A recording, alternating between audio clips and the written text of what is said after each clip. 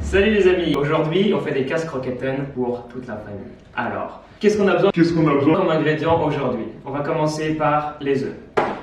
6 œufs frais du poulailler. Ensuite 100 ml de crème. Super nickel. On a besoin ensuite 200 g de beurre.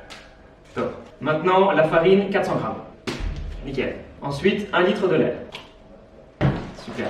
Ensuite on en vient au fromage bien sûr, 400 g d'emmental. Et 200 g de parmesan.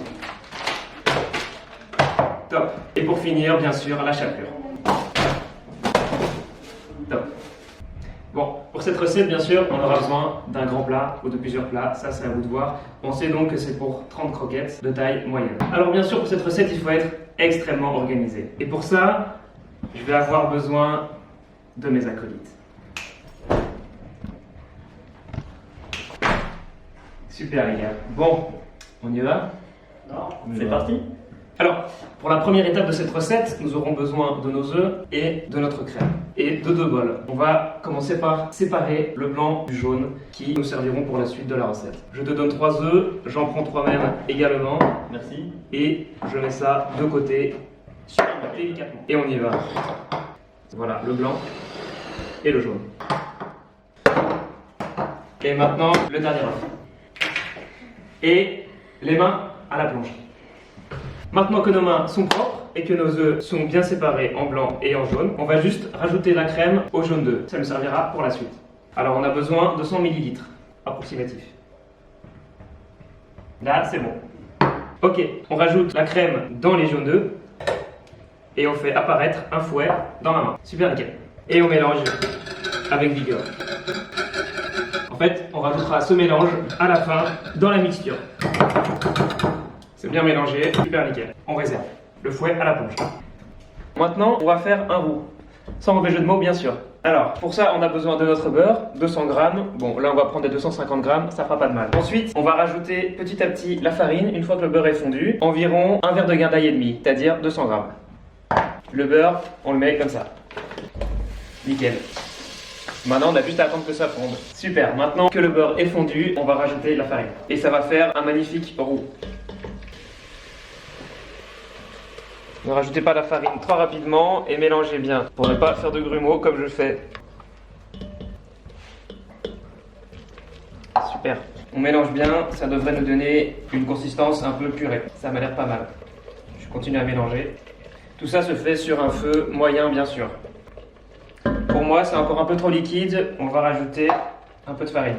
Si vous voyez à quoi ressemble une purée, vous devriez savoir à quoi doit ressembler votre roux. Sans mauvais jeu de mots bien sûr. Je rajoute donc un peu de farine pour l'épaissir un peu. Comme j'avais mis plus de beurre, il faut du coup nécessairement plus de farine aussi.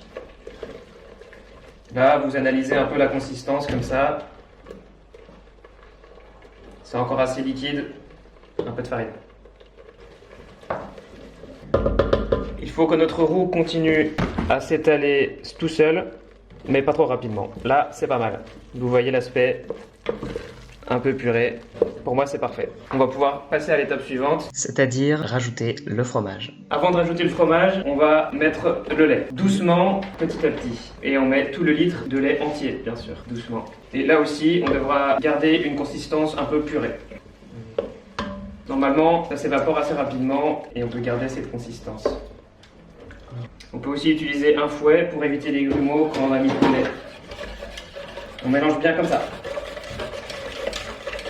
Super, maintenant on peut rajouter le fromage dans l'ordre qu'on veut. On met d'abord le parmesan. Voilà plus ou moins à quoi ça ressemble. Avec le fromage, ça va s'épaissir aussi un peu. On passe à la suite, un peu d'emmental. Les plus affamés d'entre vous peuvent déjà commencer à goûter.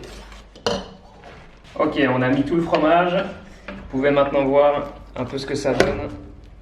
C'est très très cheesy. Ça se casse un peu quand on l'étend. C'est parfait. On va maintenant sortir la casserole du feu et rajouter la mixture jaune d'œuf et crème qu'on avait fait au tout début. Ok, on a laissé un peu le mélange refroidir et on va rajouter la mixture jaune d'œuf et crème. On mélange assez vite pour pas que ça cuise. Pendant ce temps, on va huiler le plat pour pouvoir ensuite y déposer la mixture. Super nickel. Et on va ensuite verser la mixture pour atteindre environ 2 cm d'épaisseur pour les croquettes. Ça, c'est à vous de voir. Ok, on y va, on fait couler. Voilà pourquoi il faut être à plusieurs. On égalise. Ok, maintenant qu'on a notre mixture bien étalée, environ 1 cm ou 2, on peut la mettre à refroidir. Nous, on préfère la mettre au congélateur pour que ça aille plus vite. N'hésitez pas à surveiller régulièrement et dès que c'est dur, on pourra sortir tout ça et passer à l'étape suivante. Et voilà les amis, on est de retour, on approche de la fin de cette recette. Alors, maintenant on va passer donc à la confection des croquettes en tant que telles. J'ai ici mes croquettes, le fromage en tout cas bien dur qui va être prêt à passer ici dans la farine, dans le pané à l'anglaise qu'on va préparer tout de suite et enfin dans la chapelure. Et ce 2 fois, on va repasser ensuite dans les 3 éléments dans le même ordre et puis elles seront prêtes pour passer à la cuisson. Alors, le pané à l'anglaise, donc on prend les blancs d'œufs qu'on avait réservés plus tôt. On va rajouter 2 cuillères à soupe d'huile. 2 cuillères. Voilà. On rajoute un demi-verre de guindaille d'eau. Ça déborde pas là. Voilà. Et du sel et du poivre. Juste un petit peu de poivre. Et on mélange. Et on renverse.